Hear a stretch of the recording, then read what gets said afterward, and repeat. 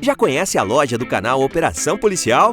O único lugar onde você encontra os produtos oficiais com as marcas das nossas séries. Temos canecas, cadernos de diferentes tipos e tamanhos, canetas e muito mais. Não vai esperar para começar a sua coleção, vai?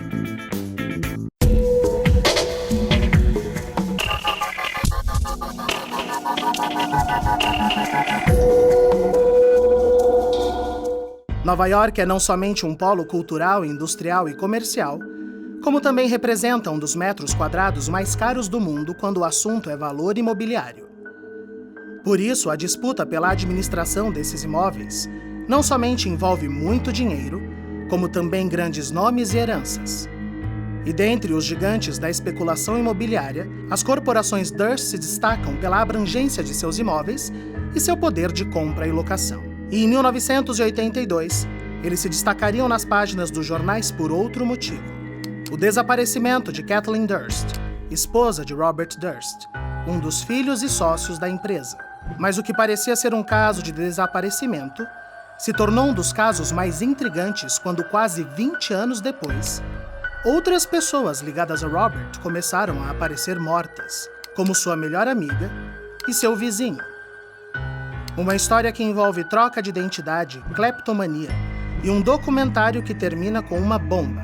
O que Robert Durst fez de verdade e o que foi produzido sobre ele é o que nós contaremos hoje em detalhes, no Investigação Criminal Séries.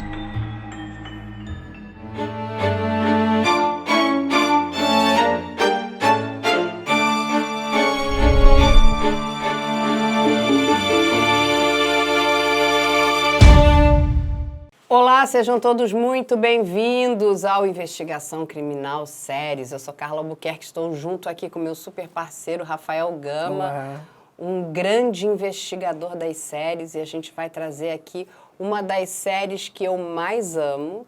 As pessoas perguntam muito, que é a série Jinx, a série que trata da história do Robert Durst. Robert Durst é um magnata do império do real estate, né, ou do império mobiliário dos Estados Unidos, mais precisamente ali daquela região de Nova York. Um homem muito, muito rico que cometeu crimes e ao longo da sua vida conseguiu enganar muita gente, conseguiu enganar a polícia e, pasmem, olha o que é um bom documentarista. Esse documentarista, meio que sem querer, vai conseguir montar aí uma grande armadilha, uma arapuca para o Robert Durst. Não foi nada intencional, foi completamente ocasional.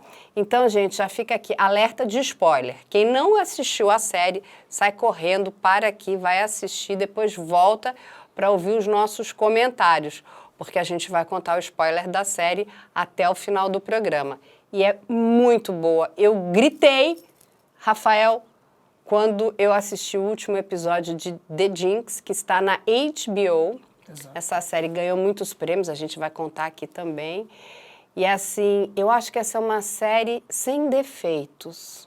A trajetória que eles fazem dramática do passado, presente, e aí tem essa coisa que acho que é quase raro e inédito, que é uma série acrescentar um fato que nem a polícia tinha. Né? E ela, sem querer, ela contribui com um plot twist que nem eles imaginavam que eles iam ter. Não, assim, essa série, ela mudou a vida e o rumo da questão criminal do Robert Durst nos Estados Unidos, né? Depois da série, enfim, a gente vai contando aqui aos pouquinhos para explicar para vocês.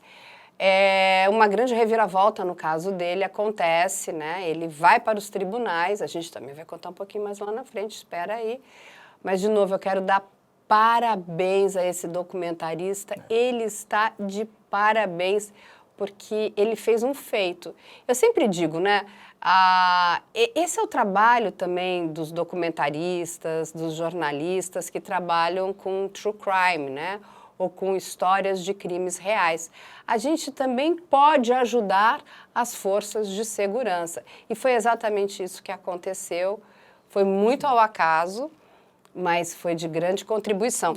Então a gente vai começar aqui explicando quem é Robert Durst. Vamos falar um pouquinho da família dele, como tudo começa como começa a vida dessa pessoa, Rafa. Exato. O Robert Durst, ele nasce em 12 de abril de 1943 em Nova York, que é uma cidade muito importante para a história da família Durst, né? Os pais dele, que eram Seymour Durst e Bernice Harnstein, eles são imigrantes que vêm para os Estados Unidos, né? Eles são austro-húngaros, e o pai dele chega num cais do Brooklyn que não tinha estruturas para receber os novos comerciantes. Então o pai dele já vê ali uma promessa de poder comprar terras e transformar em imóveis para comércio inicialmente. Então é ali que começa o conglomerado da família Durst, que depois eles vão crescendo e virando um grupo, um agrupamento de empresas do ramo imobiliário em Nova York, no Brooklyn, toda essa região ali central, né? O dinheiro da família vem de lá e é um fato muito importante, como a Carla falou, que nós temos aqui um criminoso multimilionário. Ele tem muito dinheiro, não é pouco. Eu acho que talvez é um dos mais ricos. Eu acredito que sim. Que, enfim, que a história tem conhecimento, né? Porque é muito dinheiro que o Robert Durst possuía. E aí família, pai e mãe, 4 filhos, sendo o Robert o mais velho, né? Como eu falei, ele nasce em 43. Em 54, a gente vai ter o primeiro fator traumático da vida do Durst, que é ele conta, isso é importante a gente reforçar, a gente tem a informação do ponto de vista do Robert e temos a informação do ponto de vista do irmão dele, o Douglas, que é o grande arqui-inimigo dele ao longo da história que a gente vai contar, né? Em 54, de acordo com o Robert, o pai dele chama ele de madrugada porque a mãe dele está em cima do telhado da garagem, falando palavras sem muito nexo, ele vem e fala, dá tchau pra mamãe. Robert vai, de acordo com ele, dá tchau pra mãe, volta, e de repente escuta carros de polícia, a empregada gritando, e a mãe dele dá tchau pra ele e se joga do telhado e vem a falecer. Então, de acordo com Robert, ele assiste a morte da própria mãe. Não, e é uma loucura porque ele fala também, né, isso está inclusive no documentário, que o pai coloca ele para ver a morte da mãe. Que ele é acordado para isso, né? Ou seja, é de uma perversidade, de uma maldade ímpar. Sim. Mas vamos deixar claro que isso é uma versão que ele conta, Exato. gente. A versão do irmão desmente o Robert. A versão do irmão diz que ela realmente se matou, mas eles estavam todos dormindo, que ninguém... E que ninguém sabia, inclusive o pai. Por que o pai não faria nada? Não impediria a mulher de se matar, não é? Exatamente. Lembrando que todos eles eram muito pequenos, né? O Robert estava com 7 anos, que era o mais velho, os outros irmãos tinham 5, 3 e 1. Então a memória é muito relativa para a gente poder falar qual é a versão verdadeira, né? Mas também a gente vai falar ao longo desse episódio que o Robert tem um traço gigantesco de fantasiar a própria vida para te convencer de que ele é uma vítima, né? Então... Sim, isso é uma grande característica do Robert Durst. Ele é um grande mentiroso, ele é um grande ele inventa tudo, né? Ele não é um inventor, ele é um inventador, né? Ele tem uma habilidade que eu acho muito incrível, que ele conta a história, mas de uma maneira que parece que é tudo um acidente. Tudo que ele fala, eu mandava carta, mas era pra gente conversar. Tudo não tinha importância na versão dele. É uma coisa muito interessante também dessa pessoa, que ele é muito convincente.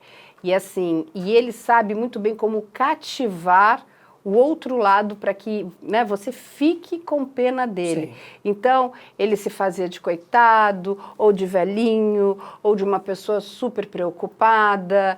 Exatamente. Ele conhecia, né, com bastante profundidade, né, as características humanas, no sentido, como é que eu vou te fisgar? Sim. Como é que eu vou agarrar você? Ele analisava aquela pessoa para convencer aquela pessoa. Praticamente ele seria um rei da neurolinguística, né?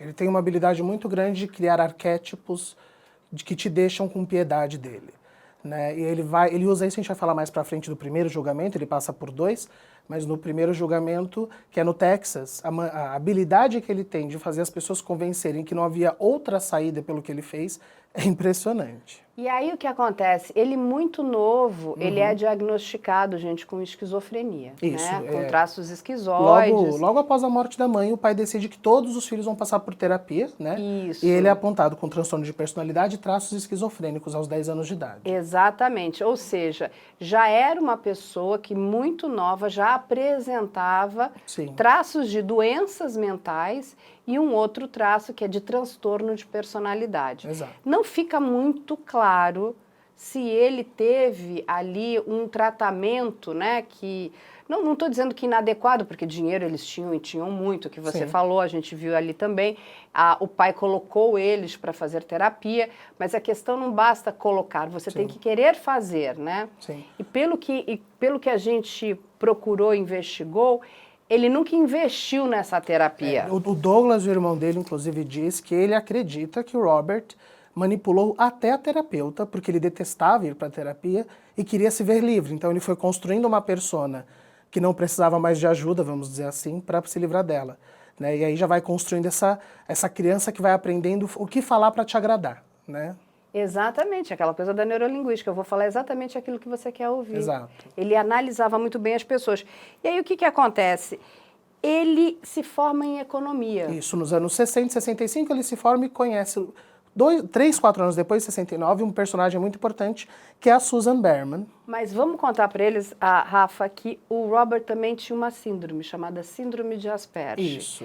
A Síndrome de Asperger, para quem não sabe o que tem até uma série que é The Big Bang Theory, que é o Sheldon. O Sheldon tem Síndrome de Asperger. Sim.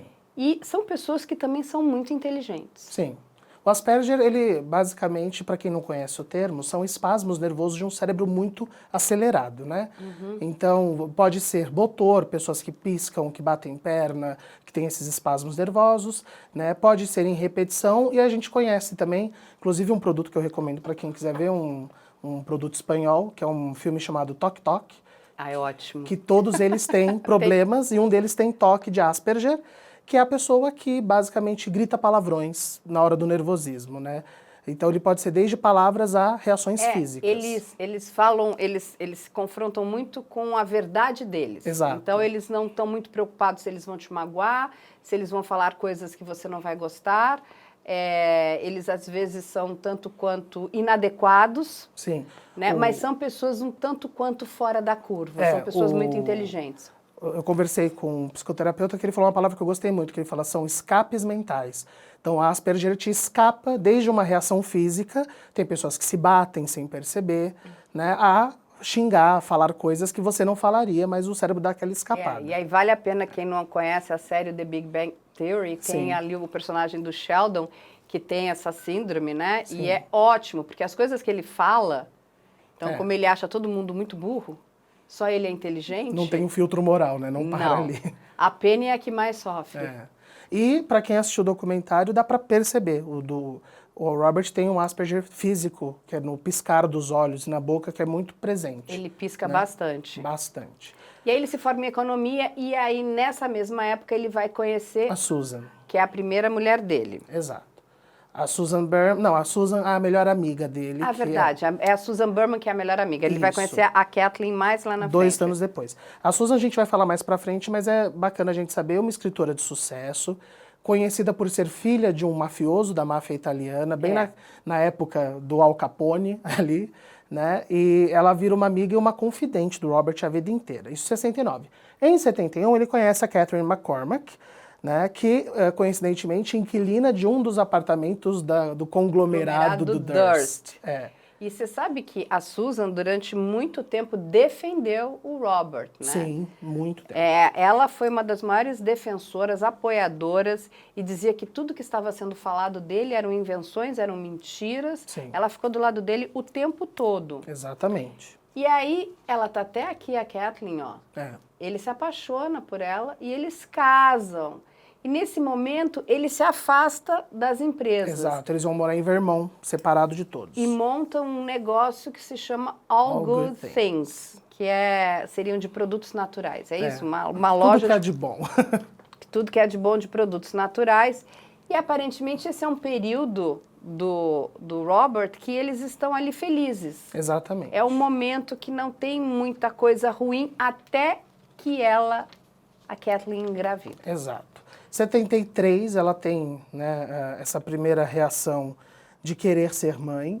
E é um fato importante porque, às vezes, a gente assiste os produtos, como a gente já comentou, o documentário chama The Jinx. Né? Por que The Jinx? Né? The Jinx, que seria uma gíria para azar nos Estados Unidos, né? Mas ele diz, tanto no documentário quanto os relatos das amigas, que ele não queria ser pai porque ele achava que filho é um elemento de azar, quase um amuleto de azar. Então ele falava que ter filhos para uma família de sucesso era um jinx, era um azar ali. E ele faz ela abortar, né? Faz ela abortar. E é ali que começa toda a animosidade. Aquele casal que aparentemente vivia bem, começa a viver mal. Ela começa a chegar com o olho roxo em casa, ela começa a chegar com traços de violência doméstica, as amigas começam a perceber que a relação ali não vai bem. Exato. Ela começa a querer mudar de carreira, ele começa inclusive a controlar ela financeiramente. Sim. Aí tem até um pouquinho de gaslighting também em cima dela ali, que as amigas contam. Ele começa a ficar muito, vamos dizer, né? Ele começa a ter ciúmes, a não deixar ela fazer nada, a querer saber com quem que ela se relaciona. Alguma coisa ele já estava tramando. Vale deixar muito claro aqui também que a história do Robert Durst, ele é um serial killer solitário. Então, ele nunca dividiu os crimes que ele cometeu com ninguém. Sim. A gente vai descobrindo ali fragmentos que ele, sem querer, por conta desse Asperger que ele tem, ele vai soltar. Mas a história real, mesmo depois que ele é pego, Sim. ele nunca contou. Então, o que a gente sabe está muito relacionado aos depoimentos das amigas, dos vizinhos. A Kathleen tem isso? essa grande vantagem, até para o documentário e para a gente depois. Ela era uma mulher muito popular. Ele não tinha muitos amigos, só a Susan, mas ela era muito popular e ela começa a tentar tampar. Ela queria muito ser mãe, como ele não deixava, ela vai tampar essa ocupação estudando. Então ela faz enfermagem, se forma e depois vai fazer medicina. E é isso que incomoda o Robert. Porque ele queria uma esposa dona de casa, mas não uma mãe. E aí, por ela estar se ocupando, e na cabeça dele, ele mesmo conta, ele acaba confessando, enfermeira tudo bem, médica não, né, porque... E ele também tem são traços, inclusive, um pouco de misoginia, né? Sim, ele não queria que uma certeza. mulher fosse muito mais do que ele, né? Porque ali, ele era o provedor, ele era o homem rico, ele era da família importante de Nova York. Ela era simplesmente uma mulher bonita que ele escolheu para... Então, é exatamente o que você falou. Enfermeira, ok. Médica, imagina, ela vai ganhar um espaço enorme, ela vai ter os pacientes, e vai acabar deixando ele de escanteio. Como você comentou, o controle dele é até financeiro, ele bloqueia cartões, ele vai deixando ela cercada por essa dependência dele, né? E ela... A Kathleen, como a gente falou, muitas amigas, ela vai falando, o casamento não tá bem, ele tá ficando agressivo, né? E aí a gente chega nos anos 80, que é bem no comecinho. Em 81, ela pede o divórcio, ela chama os advogados, chama ele e ele se recusa. E é aí que eu acho que é o grande ponto de virada, porque assim, se você não vai ser minha, não vai ser mais de ninguém. E Rafa, isso é uma questão que a gente trata sempre aqui muito no canal, dessas questões de violência doméstica, de gaslighting. Olha como é que... Olha no que isso vai acabar, né? Isso termina num feminicídio, na morte de uma mulher. O que acontece? A Kathleen desaparece de maneira um tanto quanto suspeita. Eles moram numa casa afastada, ali em Vermont, no lago.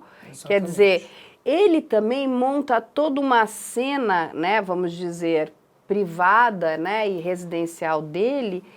Ele sai daquele burburinho de Nova York, daquela loucura, onde ali ele tem mais controle. Ele sai, porque é um homem, vamos de novo lembrar, ele é bastante inteligente, ele de burro não tem nada.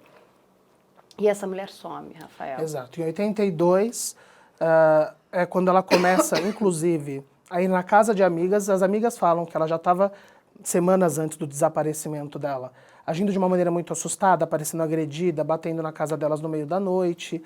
E elas começam a incentivar a Kathleen a sair daquela casa, né? E aí, nesse dia em particular, a gente tem a versão do Robert e depois o que as pessoas deduzem que tem acontecido. De acordo com o Robert, a Kathleen vai até a casa dele, né, porque já estão morando um tempo separadinhos, ela vai até a casa dele e, ela, de acordo com ele, ela está descontrolada, ela está sob efeito de drogas, ele fala, não, pega o trem e volta para o nosso apartamento no Bronx. Ele fala que colocou ela no trem, ela chegou no apartamento e depois disso ele liga para ela às 11 da noite, ela atende e depois ele não tem mais informações.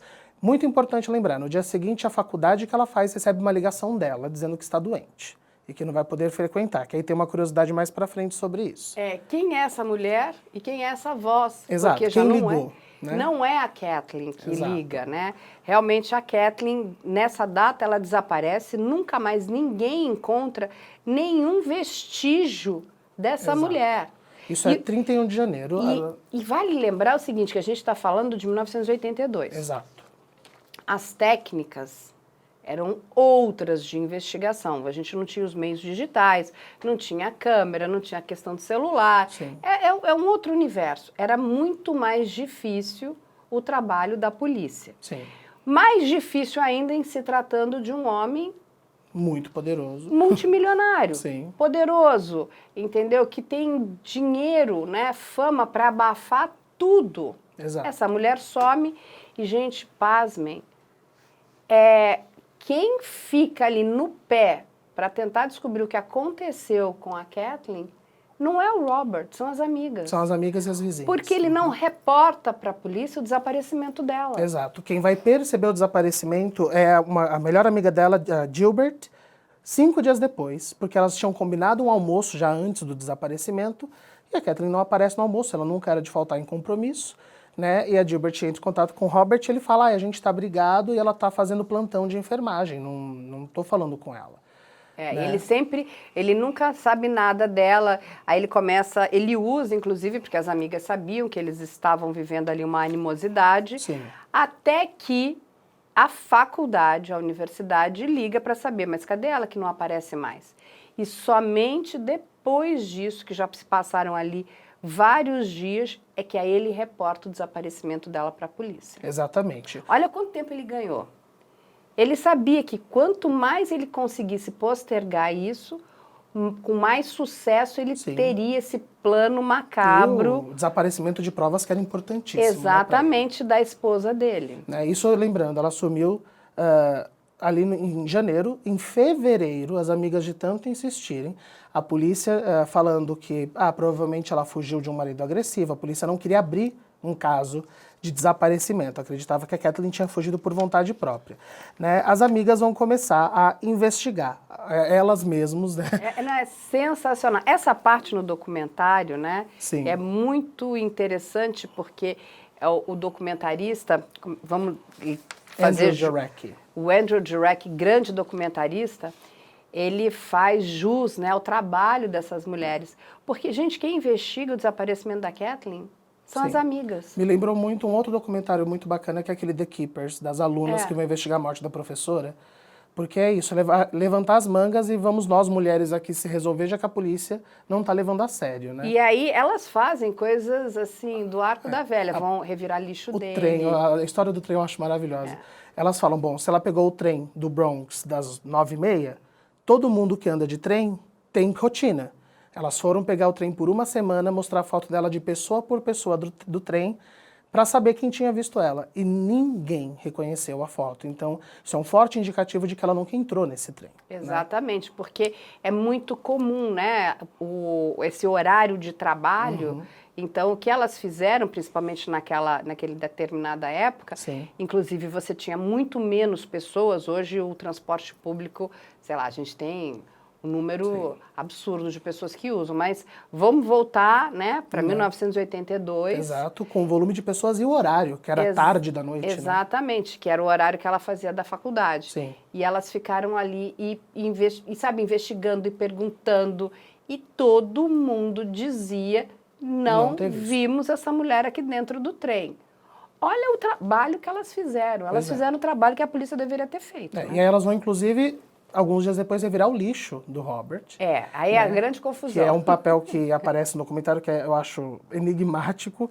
Elas encontram um papel com a letra do Robert que tem uma lista que diz, eu separei aqui, aterro sanitário, ponte, cavar, barco, pá, alugar um carro ou caminhão.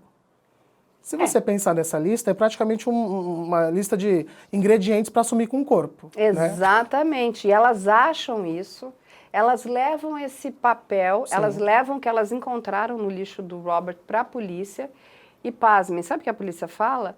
Vocês podem ser presas porque estão invadindo uma propriedade privada. Isso realmente é verdade, inclusive até aqui no Brasil ninguém pode invadir propriedade privada, mas o lixo não é propriedade privada. Exato. Calma, Não é bem assim. Nos Estados Unidos, enquanto o lixo estiver dentro da sua propriedade, por mais que seja descartado, ele ainda é de propriedade daquela pessoa. Ele só deixa de ser propriedade daquela pessoa quando ele é recolhido, né, por uma agência sanitária. Aí você pode mexer. Isso é um grande problema também que os Estados Unidos, quando eles estão atrás ali, né, desses criminosos que estão envolvidos aí com cartel de drogas, que eles querem picar papéis, aí jogam. Eles precisam que esse lixo saia completamente da residência ou completamente enfim, do condomínio onde aquela pessoa mora, porque senão o FBI não pode nem mexer naquele material. E como a Carla comentou, que ela desaparece e não tem nenhum traço, isso também é um grande problema, porque sem um corpo não existe caso para ser investigado. Elas ficam batendo nessa porta o tempo inteiro. Elas trazem provas, a polícia fala, não tem corpo. E sabe o que a polícia falava, gente? Sabe o que é isso? Essa mulher não gosta mais dele, está cansada dele, acontece muito, ela foi embora. Sim. Ela não quer mais viver com ele. É essa a resposta que a polícia dá, ao invés de investigar o que aconteceu. Exatamente. E nós estamos em 82. Em 90, o Robert entra com pedido de divórcio de uma via única, porque ela ainda está desaparecida e ele já está querendo casar com outra pessoa. Então, você tem aí quase uma década do desaparecimento sem ser investigado. Né? E ele muito tranquilamente, vivendo a vida dele, Sim. sem se preocupar, nada acontece com ele, essa mulher some, não é? Tem um buraco, é uma coisa enigmática, e a resposta da polícia para esse desaparecimento e para a sociedade é que ela saiu porque ela cansou de viver com Robert. Exato. Essa é a resposta da polícia e caso encerrado. É isso que acontece no caso da Kathleen. Exato. Isso, na década de 90, ele vai seguir com a vida dele, mas logo no começo, em 92, ele é afastado das corporações Durst. Lembrando, ele era o administrador majoritário entre os irmãos, por ser o mais velho. Ele é afastado, os documentos dizem comportamento inapropriado, o irmão dele diz que era por abuso de bebidas e drogas.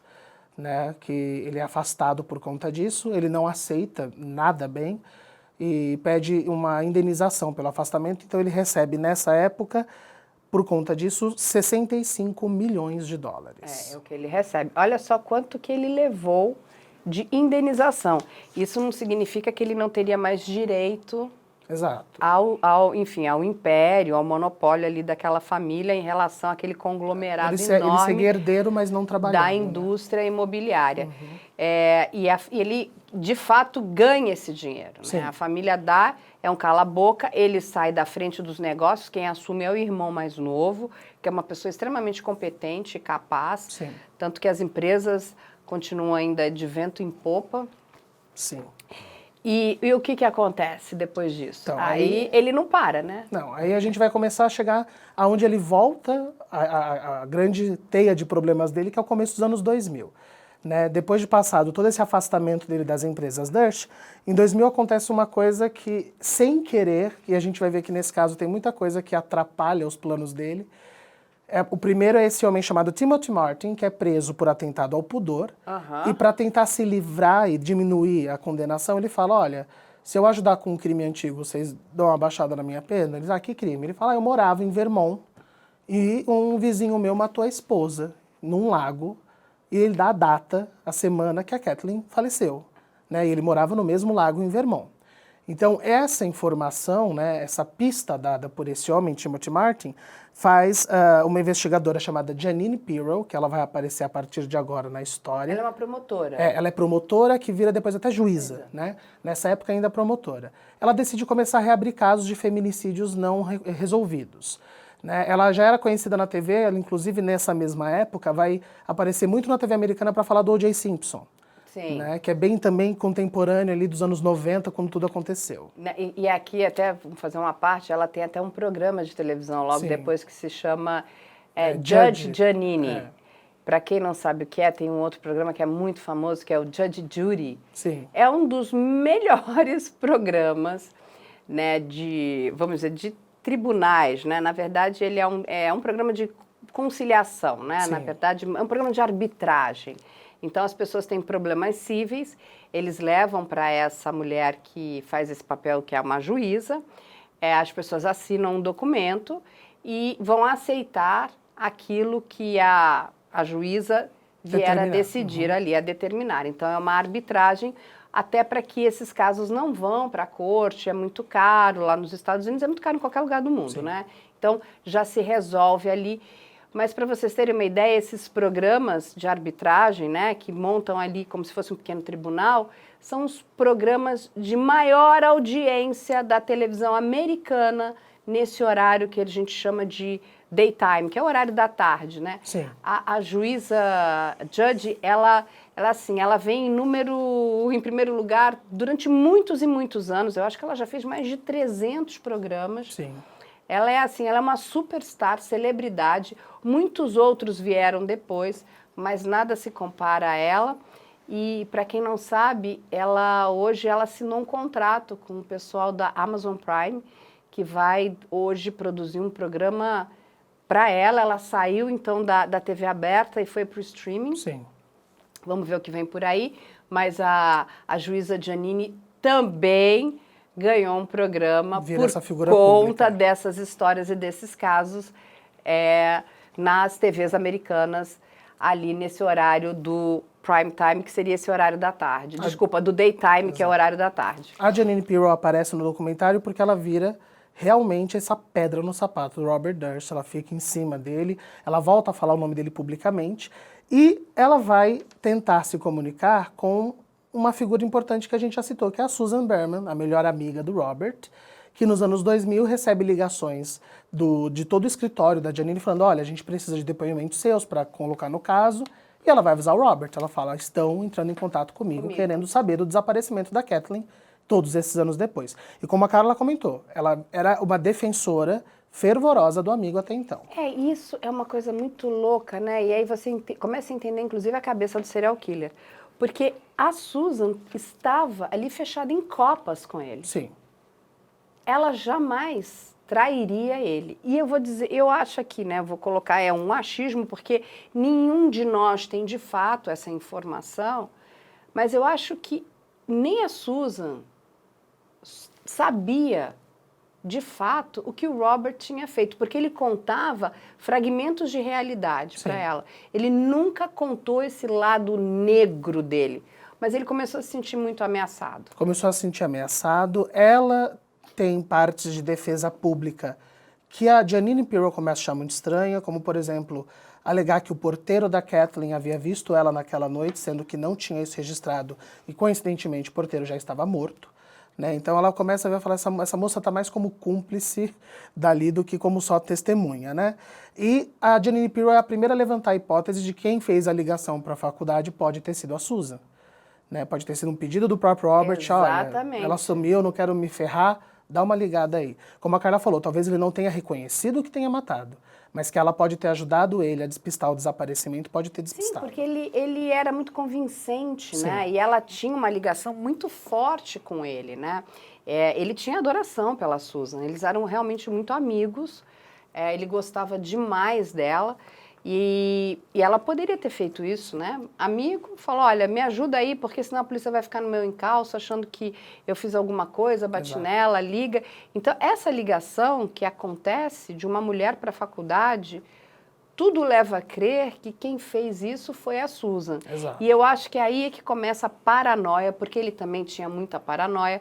Falou, agora essa mulher vai me trair, ela vai contar que eu pedi, eu vou ser desmascarado. E aí começa a cabecinha, que já não é muito boa, a criar, né, uma realidade paralela de que talvez ela pudesse traí-lo. Tem uma informação no documentário desse período que é muito curiosa. Como a gente comentou, a Susan, filha de um mafioso, escreveu um livro sobre a relação com o pai que foi um sucesso, né? E ela era meio bocuda, ela falava tudo para todo mundo, né? E nessa investigação de 2000, a Jeanine Pirro chega a uma informação que a gente não tinha antes, que é que na semana do desaparecimento da Kathleen, acontece uma ligação para as empresas Durst a cobrar de um lugar chamado Chip Bottom. Chip Bottom era um lugar ali na região Irma, num lugar florestal, que era conhecido por desova de corpos da máfia, né?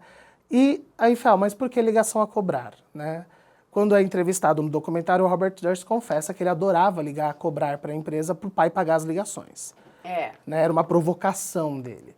Então tem essa curiosidade, uma pessoa ligou a cobrar desse campo de desova E o Robert gostava de ligar a cobrar. O Robert sempre teve muitos problemas com o pai, né? Ele tinha ali verdadeiro horror do pai, Sim. né?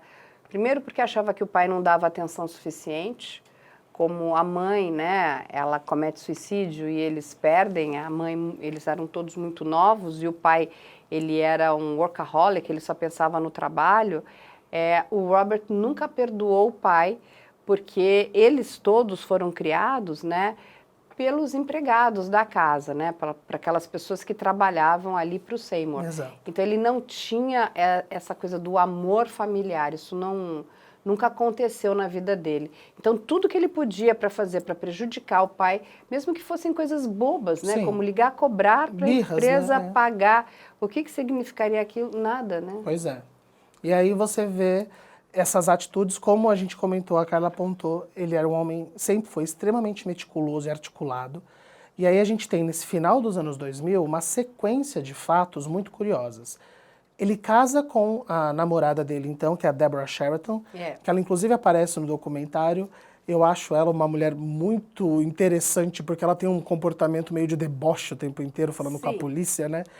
E ele casa por quê? Porque como a Janine reabriu o caso, de acordo com o que a polícia acredita, ele casando ele tem privilégios, se ele fosse preso, e ele pode passar tudo para o nome da esposa, controlar o dinheiro dele enquanto ele estiver lá, para não ter aquele congelamento dos bens. E né? mais ainda, né, nos Estados Unidos, a esposa, né, ou enfim, o cônjuge, ele não pode depor, né, no caso, ou trazer informações que venham a prejudicar determinado réu. Então, o que ele faz? A gente ela não explica isso muito bem no documentário, o quanto de informação privilegiada ela tinha ali que pudesse colocar a vida do Robert em risco. No documentário, ela é uma mulher muito bonita, né? E para mim fica muito claro, que ela tá com zero paciência para falar com a polícia, 2, que ela não confia na polícia, então ela não dá informação. As informações que ela dá é tudo que ela tá com raiva do marido. O que ela quer que o povo saiba, ela fala. O que ela não quer, ela na cara dura fala, não vou falar. Ela não precisa falar, Exato. ela tem esse direito, né, que é um direito lá nos Estados Unidos, que ela não precisa depor contra o marido. E aí, voltando aqui à linha do tempo do Robert Durst, né, aí vai acontecer uma grande reviravolta nessa amizade de Susan e Robert. Né? Ela aparece morta na véspera de Natal dos anos 2000, Rafael. Exato, ela aparece morta numa casa dela na Califórnia, né, nos anos 2000, depois com as investigações. E aí aquilo que a gente estava falando de... A gente está passando pela linha do tempo, porque também a tecnologia, as investigações vão melhorando. Então, nos anos 2000, você já tem registros telefônicos mais específicos, você já tem câmeras de segurança, tudo isso vai influenciando. No caso da morte da Susan Berman, no dia 21 de dezembro, ela faz uma ligação para o Robert Durst, que inclusive está registrada em secretária eletrônica, né, onde ela deixa claro, olha, a polícia está me pressionando sobre o desaparecimento da Kathleen, eu vou falar. Exatamente. Ela fala isso. E ela quer dinheiro. É. Naquele momento ela estava querendo dinheiro. Aí aparecem, tem uns cheques, né, que são enviados para ela, que a polícia também tem acesso a essa informação bancária. A Susan, ela teve um período de falência, inclusive a casa dela é encontrada, as fotos aparecem no documentário, uma casa totalmente vazia, ela está passando por um perrengue grande financeiro, e ela tinha uma lista no computador dela de pessoas, amigos, influentes, que ela estava chantageando, pedindo dinheiro, né, por ter informações dessas pessoas. E quem mais dava dinheiro, assim, disparado, era o Robert. E aí o que acontece? Ela começa a chantagear um serial killer, que ela achava que era amigo. Bom, na verdade ali é cobra comendo cobra, né? Porque nem ela era amiga dele, nem ele era amigo dela. Um estava usando o outro. Agora, o que é uma loucura, porque ela é filha de um grande mafioso, né? Você matar a filha de um mafioso, você também corre risco. Exato. E o Robert e ela tinha uma relação muito amorosa, tanto que os enteados da Susan, né, um dos enteados vira amigo do Robert depois do falecimento da madrasta, porque... E não acredita. Não, é porque ele fala, a minha madrasta falava muito bem desse homem, não tem como ele ser. Né? E eles ficam desconfiados que era queima de arquivo da máfia, na verdade. Exatamente. Né? Então, tudo leva a crer que esse crime, né, esse homicídio que aconteceu com a Susan foi feito pela máfia e não pelo Robert. A família dela fica do lado dele. Olha como ele é manipulador. Sim. E como a Carla falou, foi na véspera de Natal. 3 dias depois, chega uma carta para a polícia, né, informando o endereço da Susan e a palavra cadáver. Né? Ou seja, como se a pessoa que matou quisesse que ela fosse encontrada para não deixar o corpo lá entrar em decomposição, né, uma vez que ela morava sozinha. E uma curiosidade que vem depois a ser um grande ponto da trama do documentário é que no envelope o autor da carta escreve Beverly, de Beverly Hills, errado. Em vez de escrever Beverly com L-Y, escreve com L-E-Y. Né? No começo do documentário, o Andrew Jurek confronta, mostra a carta para o Robert, e ele tripudia, fala, o cara que matou não sabe nem escrever Beverly Hills. Né? Então ele tem essa informação que é mais uma vez aquela questão, eu sou um homem educado, formado, não seria eu. Né? A pessoa que não sabe escrever Beverly Hills. E isso vai aparecer depois, mais pra frente novamente. Vai que é mais um dado que ele vai ali ser pego, gente. Vai vir mais pra frente. Lembrando, isso foi no final dos anos 2000, e como eu comentei, chega nesse período da história, o Robert vai cometendo vários tropeços, porque menos de um ano depois, em setembro de 2001, nós temos mais uma morte. Que é a morte do vizinho dele. Exato, Morris Black. Morris Black, ele mata o vizinho. Então, ou seja, vamos voltar aqui na nossa linha do tempo para as pessoas entenderem, né? A gente vai até deixar aqui como é que ele vai cometendo os crimes. Então, ele matou a Kathleen McCormick em 82, em Vermont. Sim. Tá? Ali naquela região de Nova York. Depois ele mata a Susan em 2000. Berman em 2000.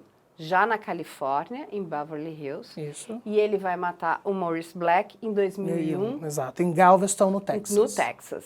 Olha só como ele foi andando, né? Sim. Ele saiu de um lado, vai para o outro, e aí a gente mostra aqui o mapa dos Estados Unidos para vocês entenderem por onde andou Robert Durst. Que, gente, não é nada demais, porque um homem rico, milionário, Exatamente. Ele poderia ir para qualquer lugar do mundo, Tem né? até essa questão que é apontada que a facilidade que ele tinha, por conta do dinheiro e da influência, em alugar lugares para ficar.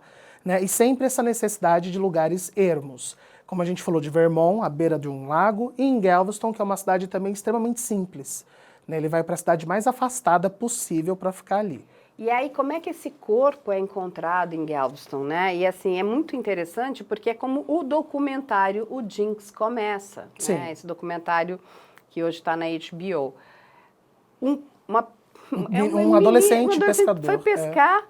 Quando ele vai pescar, ele pesca um corpo. Exatamente, pedaços, né? Eu acho que é a cabeça que me Não, a cabeça não aparece, esse é o grande problema, na verdade. É verdade, é isso, a cabeça não aparece, ele consegue achar, acho que um tronco, exato, e depois a polícia acha os membros. Exatamente, os braços e as pernas. Exato, o menino acha esse corpo, aí imagina, para a polícia, um corpo sem cabeça para descobrir de quem é, vai começar toda uma investigação, né, em 29 de setembro de 2001, e aí o que acontece é que eles conseguem, volto a dizer, a tecnologia começa a ajudar, por causa da digital de um dos braços encontrados, eles chegam ao nome do Morris Black.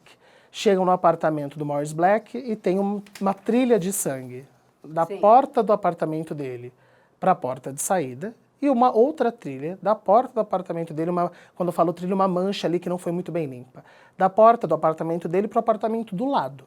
Né, para o apartamento 2. Só poderia ter sido o vizinho. Exato. E aí eles conseguem... Quem é o vizinho? Né, vai invadir a casa para falar, bom, é uma mulher o vizinho. Né, é uma mulher chamada Dorothy Simon, uma mulher muda, né, de acordo com o locatário. No apartamento da Dorothy, eles encontram um chão coberto com tecido, que embaixo do linóleo, que é aquela borracha que é muito comum nos Estados Unidos, eles forrarem o chão com linóleo nas casas. E a polícia consegue cortar, inclusive, o linóleo para levar como prova, né? Embaixo do linóleo tem mais sangue ainda. Mais sangue. Né? O sangue ele foi se depositando, né? E aí eles vão atrás de saber quem é essa Dorothy Simon. O locatário fala, ela viaja muito, ela está viajando, e quando ela viaja, quem cuida daqui é o cunhado dela. Né? E eles acham estranho, porque, como eu falei, é uma cidade muito pequena, são apartamentos muito simples para uma pessoa estar viajando o tempo inteiro. Né? E aí que eles vão descobrir, não existe Dorothy Simon, é o Robert Durst vestido de mulher. Gente, é sensacional. Inclusive, durante o julgamento, eles levam a máscara que ele usava. Sim, a peruquinha. Se passando por uma mulher. Eu até perguntei, né, estava conversando com o Rafael, será que ele tinha traços, Do né, crossdresser, né? de crossdresser, ou ele podia querer ser, ou ele é gay, alguma coisa? Não, não é nada disso. Ele simplesmente queria se disfarçar e ele achou que dessa forma, como ele estava sendo procurado pela promotora, ninguém ia descobrir quem ele era. Ele mesmo fala no tribunal que naquele momento o mundo estava atrás de Robert Durst, ele precisava ser uma pessoa oposta a Robert Durst. Então ele cria esse disfarce excêntrico. É, aqui, ó. E ele cria esse disfarce excêntrico, só que ele não tem nenhum dom em mudar a voz. E a voz dele, se vocês assistiram o documentário, é muito peculiar. É uma voz que é facilmente reconhecível. Por isso que ela era muda. E aí ele fala, ela vai ser muda, porque eu não preciso falar com ninguém. Rafael, o Robert deve ter assistido The Americans. Ah, sim. Porque ele tentava criar, né, maquiagens, usar fantasias para parecer uma mulher e ele achava que ele ia enganar muita gente. Sim. Gente, olha que loucura. Não, tem imagens de câmeras de segurança de mercado, de Galveston. Era uma mulher horrorosa. Eu falei, quem que ele acha que ele está enganando? Né? É que aquela coisa, né, também bastante americana, ninguém tá nem aí para você. Mind your own business, né? Cada um cuida de Exatamente, si. ninguém tá nem aí para você. Então, se ele não estivesse incomodando ninguém, é um doido que se veste de mulher e sai pela rua. Imagina, São Paulo não ia durar 2 dias esse disfarce, né? Não é? Todo mundo ia falar. Olha que mulher feia. E aí, mas o que acontece? Como ele mata o vizinho, Sim. o corpo é encontrado, a polícia tem que descobrir quem é essa mulher, de novo, vão atrás dele. Exato. Chegam no nome do Robert Durst, na verdade, não no nome, mas no perfil. O nome vai aparecer porque a polícia vai fazer o quê? Vai revirar o lixo. Aprendeu com as amigas da Kathleen? Reviram o lixo e encontram um cupom, cupom de óculos que ele Exato. deveria ir buscar as lentes que ele mandou fazer. Que ele joga fora, ele se desfaz. Quando ele mata aquela pessoa, ele sai daquela cidade, ele vai para outro lugar. E aí que é a grande curiosidade, porque o óculos não tinha sido retirado, né? E a proprietária da ótica fala, tá marcado para ele vir em quarta-feira. E a polícia fala, jamais ele vai aparecer, imagina. Só que ele vai buscar o óculos.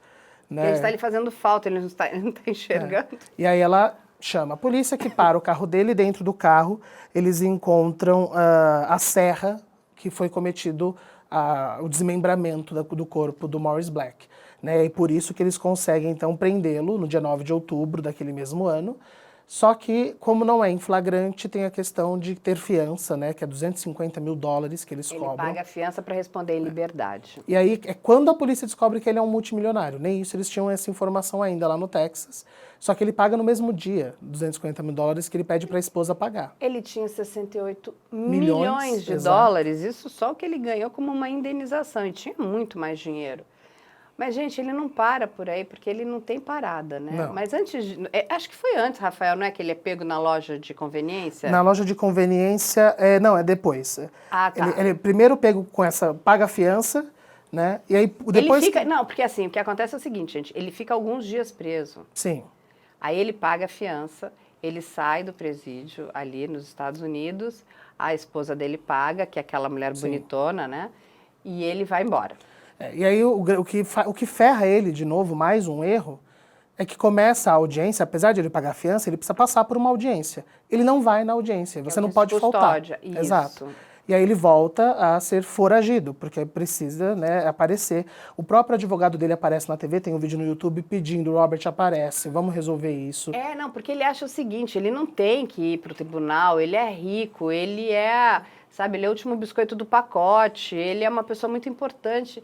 Ele não tem que se aborrecer com essas coisas, o dinheiro compra tudo, ele faz o que ele quer.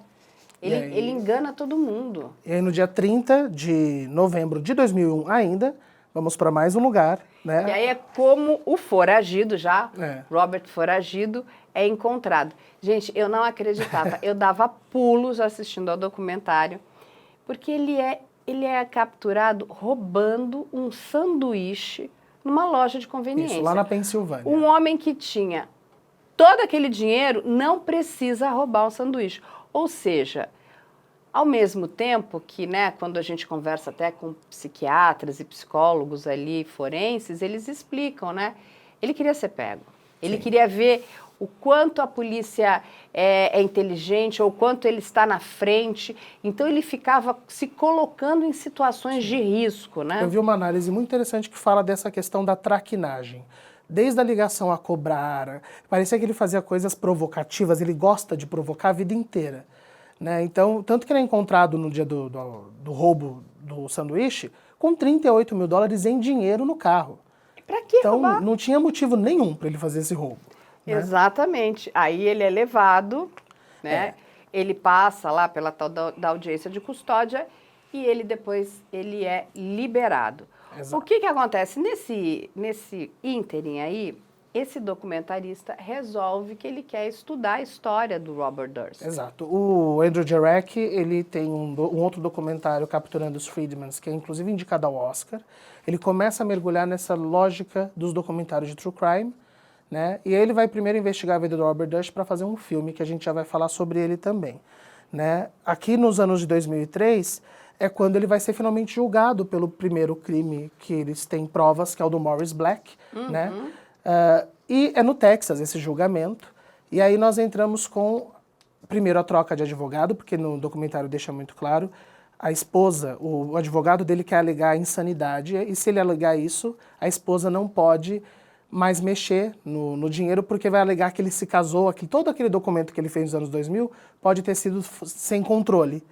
E ela começa a brigar com o advogado publicamente, ele troca os advogados. Né? E aí os advogados dele no Texas, além de alegar legítima defesa, quer dizer, você esquartejou uma pessoa porque precisou, né? Eles fazem a audácia, que é muito raro, de chamar o acusado para depor. Né? O Robert Durst vai depor no tribunal. Ele convence as pessoas. Gente, a gente vai mostrar aqui um pedaço desse tribunal para vocês assistirem, mas ele consegue convencer. Ele reinterpreta todo o movimento como se fosse uma briga física de um homem descontrolado, vizinho, um homem agressivo que invadiu a casa dele, que ele brigou, pegou a arma do vizinho e saiu um tiro, e que o tiro pegou a cabeça. Coincidentemente, como a gente comentou, nunca foi encontrada a cabeça para provar se havia sido um tiro acidental ou um tiro no meio da cabeça. Né? Não, e ele sempre se coloca agora já numa posição mais de um senhor, já mais frágil, um coitado, meio a vovozinha serial killer, que a gente até já tratou desse caso aqui. Então, eu vou falar uma coisa para vocês, eu tenho uma visão bastante aguçada e apurada, assistindo aos primeiros episódios do documentário, eu cheguei a sentir pena dele, eu falei, gente, quanta injustiça com esse homem, né? É muito frágil a imagem que ele passa. A construção que o documentarista fez, que é muito bem feita, que ele faz exatamente isso. Eu vou deixar você acreditando em todas essas mentiras do Robert, até o momento que eu vou desmascarar o Robert para você. Porque ele constrói essa linha de teoria da conspiração, né, de as pessoas estão tentando me afastar, que o documentário vai te levando a pensar, mas e se for isso, né? E aí o Jarecki, como a Carla falou, ele começa a estudar a vida desse homem para que em 2010 ele lance um filme de ficção, é o único trabalho ficcional dele, tá? Que chama-se em português, aí vamos nós aos títulos diferentes, né?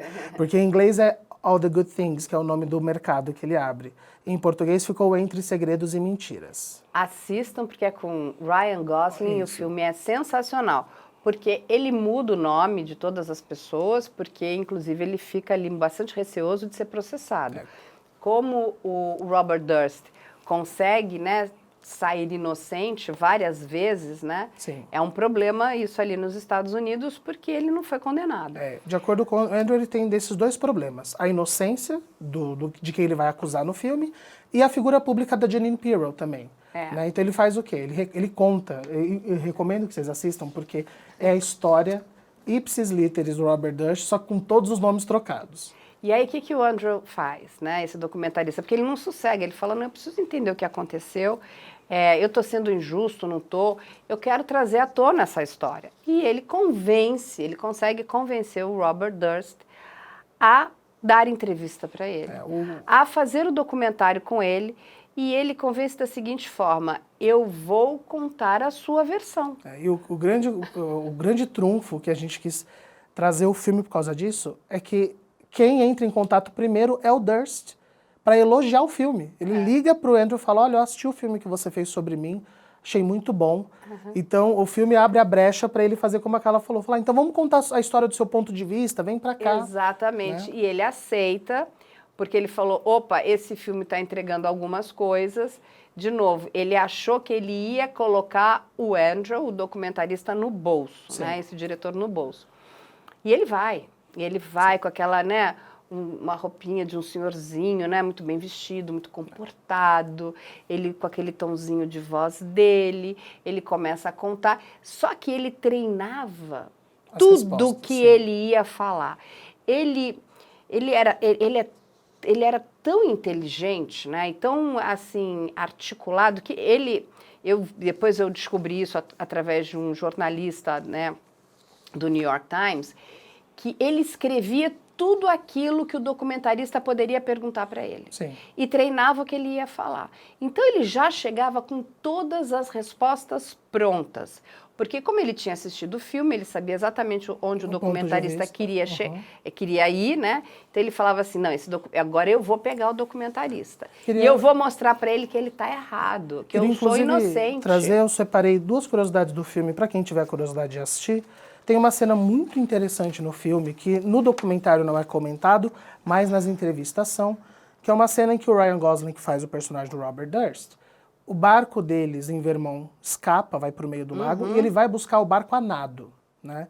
E por que eles quiseram mostrar isso? O Robert Durst, ele malhava diariamente. Sim. Ele corria em volta do lago, ele nadava, só que, é aquilo que a Carla falou, da manipulação, da impressão, ele a vida inteira usou roupas mais largas do que ele era para parecer franzino. Isso. Né? Então, para chegar no tribunal e falar, eu jamais conseguiria carregar um corpo. Eu jamais conseguiria. Você vê aquele homem mirrado, a gente está vendo algumas imagens dele, e você vai se convencendo, mas na verdade ele era atlético, ele era um homem que maratonava, corria diariamente. Ele tinha uma alimentação super saudável. Vamos lembrar do All Good Things, né? Que é a marca, né? O mercado que eles iam expandir e estavam criando ali só de produtos, né? Sim. Orgânicos, produtos naturais, produtos de primeira linha, para exatamente que você tivesse ali, né, um físico, né, um organismo muito saudável. E a outra curiosidade... Essa é a cabeça dele. A outra curiosidade é a interpretação do Dr. Ryan Gosling, que por não poder assumir ser o Robert Durst, foi assistir entrevistas e ler informações, e no filme eles já apontam que o Robert Durst tinha mania de falar sozinho. E é uma coisa que no documentário vai ser muito importante. Sim, ele fala muito sozinho. Mas aí voltando, na questão do documentário, que durou de 2013 a 2015. Gente, foram 2 anos para produzir esse documentário. E muitas pessoas falam, nossa, mas quanto tempo? Porque ali foi a saga do documentarista. Ele queria ter certeza, número 1, que ele não estava cometendo nenhuma injustiça. Sim. Então, ele queria escutar. Todo mundo dizia que ele era criminoso, mas ninguém conseguia condená-lo. Então, ele é ou não é criminoso? E ele vai atrás não só do Robert, mas de qualquer pessoa que esteja viva e que pode ter presenciado. Então, a gente tem o enteado, né, que é o afilhado da Susan Berman, ele vai atrás das amigas da Kathleen, ele vai atrás de funcionários da empresa, que é isso, ele deixa o Robert contar a história do ponto de vista dele, mas vai investigando ali. Vai fazendo, né? Inclusive, checando os fatos. Exato. E, assim, para mim, nesse documentário, as partes que são muito interessantes são as partes de entrevista do Robert para o Andrew, né? Porque o que acontece? Ali, ele precisava ganhar a confiança. E ele sabia, número 1, o Robert é muito inteligente. Então, não será simples eu conseguir ganhar a confiança dele, porque ele estava sempre muitos passos na frente do documentarista. Sim. Porque ele treinava, ele já ia com a resposta pronta. E, gente, esse mesmo jornalista, depois ele coloca que eles descobriram que ele ficava treinando, inclusive, o tom de voz. Sim. No momento que, quando ele era confrontado com alguma coisa que ele não gostaria de responder, então ele se colocava num momento, uma figura mais, sabe, sensível, ele saía daquela posição ameaçadora. Ele comprou lentes de contato para diminuir os olhos dele, para ele ficar com os olhinhos pequenininhos, sabe? Quase que de uma pessoa, um senhorzinho fofinho. Ele criou todo um personagem para ir enganando o documentarista. Inclusive, o figurino, como a gente falou, roupas largas, né? Tem isso que, como a Carla falou, os primeiros episódios do The Jinx, é muito nítido que ele sabe quais vão ser as acusações. Então ele tem uma justificativa para cada coisa. E muito ali. Sim. Ele não erra, ele não titubeia, ele não fica, não. Ele tem tudo na ponta da língua, ele tem uma sequência, assim, que você fala, gente, isso é assustador.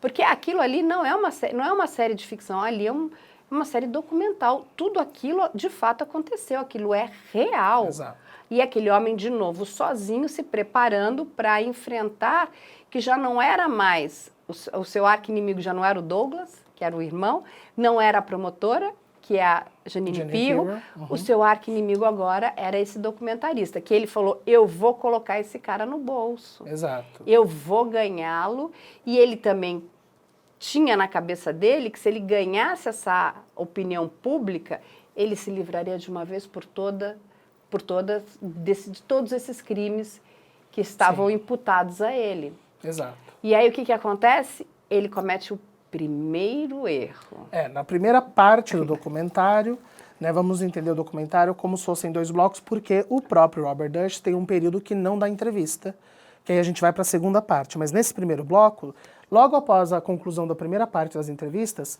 quando o Andrew Jarecki fala, vamos tomar um cafezinho? Ele vai tomar um café, ele fica sozinho, o Robert Durst fica repetindo. Eu não menti de propósito, eu cometi erros, eu não menti de propósito, eu cometi erros. Ele fica falando isso para si mesmo. Para ele se convencer, inclusive. Até alguém chegar e avisá-lo. Fala, olha, o microfone tá ligado, né? Cuidado. Ele, não, mas eu só tô repassando para não errar nada, para falar tudo direitinho para vocês. Ele dá uma contornada. Ele é rápido, Rafael. Ele foi pego, mas se livrou rapidamente do que ele tinha falado. E isso é o que dá para os produtores, especialmente, um apontamento de, opa, tem coisa vamos investigar isso aí. Tem coisa aí. E eles ficaram ali em cima, porque aí o que o Rafael explicou aqui muito bem, ele se afasta e eles precisavam de mais informações. Sim. E o Robert fala, não, mas eu já falei tudo que eu sabia, tudo que eu tinha de informação, eu acho que agora está na hora de encerrar. E eles continuam insistindo. Eles gravam, os documentaristas gravam a saga deles, tentando convencer o Robert a dar mais uma entrevista. Então tem toda essa parte, é muito interessante, para que vocês possam entender o quão difícil né, você fazer essa apuração dos fatos, né? Porque acho que outras pessoas talvez tivessem desistido. Tá bom, já entrevistamos, ele já falou o suficiente, vamos embora. Mas ele não largou, e ele convence o Robert, tá bom, vamos a mais uma entrevista. Porque o que acontece é que... Ele tinha dúvidas, lembra? E o Robert não sabia que eles estavam entrevistando as outras pessoas. Então ele achava que era um bate-papo com ele que ia ser filmado, né? Mas esse tal enteado, né, deixa eu até pegar aqui o nome dele direitinho, que vai confrontá-lo, né, que ele vai passar o filho da Susan Berman, esse enteado vira e fala, olha, estão me ligando e estão me entrevistando também. E é quando o Robert fala, então não vou mais dar entrevista. Né, estão tentando me desmascarar. Ele para de dar entrevista, eles continuam entrevistando as pessoas, e aí acontece um ponto de virada para eles conquistarem de novo o Robert, que eles em algum momento vão filmar o Robert na frente das empresas Durst, na frente da casa do irmão dele, o Douglas. Isso. Né? E é quando ele conta essa rinha que ele tem com o irmão, essa briga com o irmão que virou o majoritário da empresa. Né? E aí o Douglas entra com um pedido de restrição, que ele não pode chegar perto, que ele não quer o Robert perto, né? E aí lá vai ele novamente ser preso porque ele chega perto. Tem imagens da câmera de segurança de ele parado, na frente, imagem perturbadora, na minha opinião. Ele parado olhando fixamente para a porta do irmão, né? E aí ele quebra essa ordem de restrição, né? E nos Estados Unidos é muito sério, gente. E aí, por conta disso, os advogados de defesa do Robert entram em contato com o Andrew Jarecki e falam, a gente precisava daquelas imagens daquele dia para provar que o Robert só foi lá para gravar uma entrevista, que não é perseguição. Né? E aí o Andrew Jarecki tem uma carta na manga, fala, bom, eu dou as imagens, mas vamos terminar a entrevista então? Exatamente, vamos conversar? Foi exatamente isso que aconteceu. E aí ele aceita. Ele aceita. Porque aí ele é solto e realmente, é o que o Rafael falou, as imagens são perturbadoras, mas ele estava ali a convite do documentarista, né? Exato. E ele está passando ali olha, e é lógico, ele é uma pessoa com sérios problemas, né, antissociais, ele é uma pessoa com sérios problemas mentais, né? Ele é um serial killer de fato e todos os crimes que ele cometeu porque quis, né? Sim. Ele não estava em surto em nenhum momento, ele sabia o que estava fazendo, mas aí ele aceita falar novamente. E esse é o melhor episódio da série, porque antes você vai entender o que aconteceu com as pessoas, os crimes, contar um pouquinho da história dele. Mas esse episódio, gente, agora de novo, quem não assistiu a série porque agora é o maior spoiler do mundo e a gente vai contar sim, mas estamos avisando que é spoiler alerta. O que acontece? Ele vai lá, fala só aquilo que ele quer. Sim. E ele fala, olha, agora eu já te contei tudo, Andrew, e vamos encerrar aqui, né, o nosso contato, esse tempo que passamos juntos, a nossa entrevista. Você tem material suficiente para fazer aí o seu documentário. Eu não tenho mais nada para te dizer. Aí eles se despedem, ok, e saem da sala. O Robert fala, eu preciso ir ao banheiro. E ele sai um pouco abalado por conta da tal carta, né? Porque, como a Carla comentou, tudo que eles apontavam, ele tinha uma defesa. Só que nesse meio do caminho que ele não deu entrevista, o enteado da Susan encontra uma caixa com... umas cartas. Com cartas. E uma carta tem um dos cheques do Robert Durst, aqueles cheques que ela estava chantageando. E no endereço da carta está escrito Beverly, em vez de Beverly. Que é com a letra trocada, como a gente contou ali. Como o assassino tinha mandado para a polícia. Lembrando que o Robert só tinha sido julgado até então pelo crime do Morris Black, né? Isso. E aí, nem da Kathleen e nem da Susan. E aí que é a minha segunda cena favorita do documentário, que é o Andrew Jarek pegando as duas cartas com a mesma letra. Na frente das câmeras e falando, você vê a diferença? E ele não consegue falar que vê a diferença. Ele fala, não porque vejo. ele não ele é pego de... Ele não tinha se preparado para aquilo. Para aquilo ele não esperava. Mas ele encerra. Mas aí ele vira e fala, não vejo diferença, mas essa carta eu escrevi, o bilhete não. Na maior cara de pau. E aí o diretor ainda pega uma impressão só com a palavra Beverly, das duas. Fala, sabe me dizer então qual que é a sua? Fala, não. E aí a hora que ele pede para ir no banheiro, fala, posso ir no banheiro? Mas todos saem da sala, né? Sim, é como desligam tudo, vamos lá. Não, terminamos, então não vê diferença, todos saem da sala, ele pede para ir ao banheiro. Sim. E aí eu pulava. Ele entrou no banheiro, gente, ele esqueceu que ele estava microfonado. De novo. De novo. E aí é que eu digo, como ele foi pego naquele momento onde que eu ia falar aqui, que o diretor confronta ele com qual é a sua letra, qual é o que você escreveu, Beverly, qual é a sua carta de fato, e ele não sabe responder porque ele não esperava por isso. Sim. Ele começa a falar e começa a confessar os crimes. Eu separei até o que ele fala exatamente. Ele entra no banheiro e fala sozinho. Agora eles pegaram você. Pegaram você de jeito. Ele perguntou pra mim o que foi que eu fiz. Não, o que foi que eu fiz? É claro que eu matei todos eles. Ele fala isso pra si mesmo, sendo gravado no microfone. E a gente vai trazer pra vocês aqui, o Rafael leu, mas a gente vai trazer o áudio também. Eu vou pedir pra eles colocarem o áudio pra vocês escutarem. E assim, assim, eu falei, gente, eu não estou acreditando. O Robert Durst foi pego pelo nosso querido homem do áudio, o som direto. Ele foi pego pelo som direto. Parabéns. Ó. Ele não desligou. A pessoa que cuidava do som direto não desligou os microfones. Ele esqueceu que estava microfonado, porque ele ficou, né, foi pego naquele momento, né, perturbador da questão das cartas. Ele entra no banheiro, começa a falar sozinho, ele se entrega e tudo gravado, com a voz dele, Sim. Gente, parabéns para esse documentarista, parabéns para essa equipe. Gente, olha o trabalho que essas pessoas fizeram. Eles conseguiram ajudar a prender o Robert Sim. Durst. Eles conseguiram a confissão que a polícia nunca tinha conseguido. Eu falei, gente, eles estão de parabéns. Gente, é a melhor série de true crime que eu já vi na minha vida. Quem não viu tem que ver. Eu já assisti algumas vezes, recomendo que assistam. There it is. You're caught. Right. Irish. What the hell did I do? Kill them all. Of course. Aí o que acontece? Ele pega esse material e esse material vai parar na mão da Finalmente vai pra promotoria, né? E aí ele é preso. Antes de ser preso, ele vai a julgamento. Sim. Em março, o documentário sai em 2015, como a gente já falou. Em março de 2015, mais um tropeço do Robert. Isso aqui já não tem no documentário, tá, gente? É o pós. Ele é preso por posse ilegal de armas, mas o documentário já está passando, né? E, coincidentemente, é a semana desse último episódio. Então, ele vai preso por um outro motivo, só que aí eles já conseguem juntar, no caso, anexar as provas, né? E acontece a abertura do julgamento do assassinato da Susan Berman. E por que não abriram junto da Kathleen? Porque ainda não temos um corpo. E né? aí o que é muito interessante, durante todo o julgamento dele, a acusação usou todo o material desse documentarista. Ele foi usado para mostrar quem é Robert Durst.